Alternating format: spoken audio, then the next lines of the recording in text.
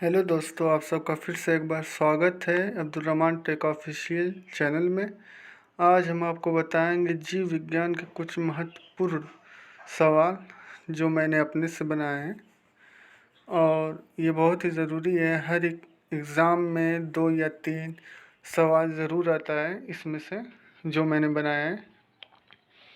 जी, ये जो पीले रंग का हाईलाइट मैंने किया है ताकि आप लोग को अच्छी तरह समझ में आ जाए। तो शुरुआत करते हैं नंबर 1 से। हथेली की कुल अस्थियां कितनी होती हैं? मतलब कि हथेली में जो है कि हड्डी कितनी होती है? इसका उत्तर है 14। इसको मैंने पीले कलर में हाईलाइट किया है। और दूसरा है चेहरे की कुल अस्थियां कितनी होती है? इसका भी उत्तर है 14। और तीसरा है पंजे की कुल अस्थियां कितनी होती है? इसका उत्तर है 5। और चौथा है एक श्वास में खींची गई वायु की कितनी होती है? वायु कितनी होती है मतलब एक बार में खींची गई वायु कितनी होती है? 500 मिलीमीटर। और पांचवा है मनुष्य की सुनने की कितनी डेसिबल क्षमता होती है? तो मनुष्य की सुनने की क्षमता 20 से 120 डेसिबल होती है। और छठा है शरीर का तापमान कितना होता है? शरीर का तापमान है, इसका उत्तर है 37 सेल्सियस डिग्री और 98.4 फ़ारेनहाइट होता है। और सातवां है श्वेत रक्त कणिकाओं का जीवन काल कितने दिन का होता है? इसका उत्तर है 1 से 3 दिनों का। और आठवां है लाल रक्त कणिकाओं का जीवन काल कितने दिन का होता है? इसका उत्तर है 120 दिन का। नौवां है मनुष्य में पसलियों की संख्या कितनी होती है? 24।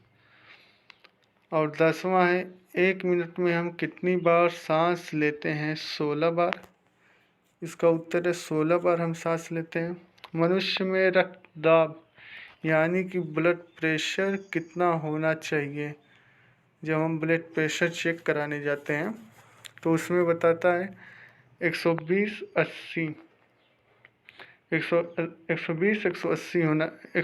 और 80 होना चाहिए रक्तदाब ब्लड प्रेशर, तो मनुष्य स्वस्थ रहता है। खोपड़ी में कुल कितनी अस्थियां होती है? 28। तिरावा गर्दन में कितनी कशेरुकाएँ होती है? 7। कशेरुकाएँ की कुल कितनी संख्या कितनी होती है? 33। कान और नाक की हड्डी का नाम क्या है? Cartilage bone. जो हड्डी नाक और कान की होती है वो नर्म होती है तो उसे हम कार्टिलेज बोन कहते हैं। और 16वां है शरीर की सबसे बड़ी ग्रंथि कौन सी है? यकृत है। सर्वाधिक पुनरुद्ध भवन की क्षमता कहाँ होती है? यकृत में। 18वां है मनुष्य के शरीर में सबसे मजबूत भाग कौन सा है? दांत का एनिमल, जहाँ दांत लगे होते हैं उसका एनिमल सबसे मजबूत होता है। 19वां है सबसे बड़ी लार ग्रंथि कौन सी है? इसका उत्तर है पैरोटिड ग्रंथि। और 20वां है रक्त में हीमोग्लोबिन की औसत मात्रा पुरुष में कितनी होती है? तो इसका 13.16 ग्राम पर डेसी लीटर। जीडीएल का फुल फॉर्म है, यह इसका मतलब है, इसको समझाया गया है ग्राम पर डेसी लीटर। 21वां रक्त में हीमोग्लोबिन की औसत मात्रा महिला में कितनी होती है? 11.5 से 14 ग्राम डेसीलीटर पर डेसीलीटर होती है। और 22वां शरीर में रुधिर की मात्रा कितनी होती है? लगभग 5.5 लीटर होती है। 23वां शरीर की सबसे छोटी श्वेत रुधिर कोशिका कौन सी है? लिम्फोसाइट। शरीर की सबसे बड़ी श्वेत रुधिर कोशिका कौन सी है? मोनोसाइट।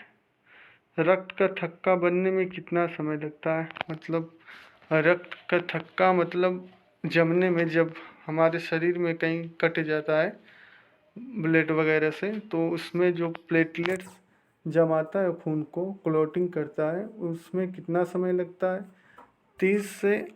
3 से 8 मिनट में के अंदर ब्लड का थक्का यानी कि क्लोटिंग बन जाती है। 26वां है, सबसे बड़ी धमनी कौन सी है?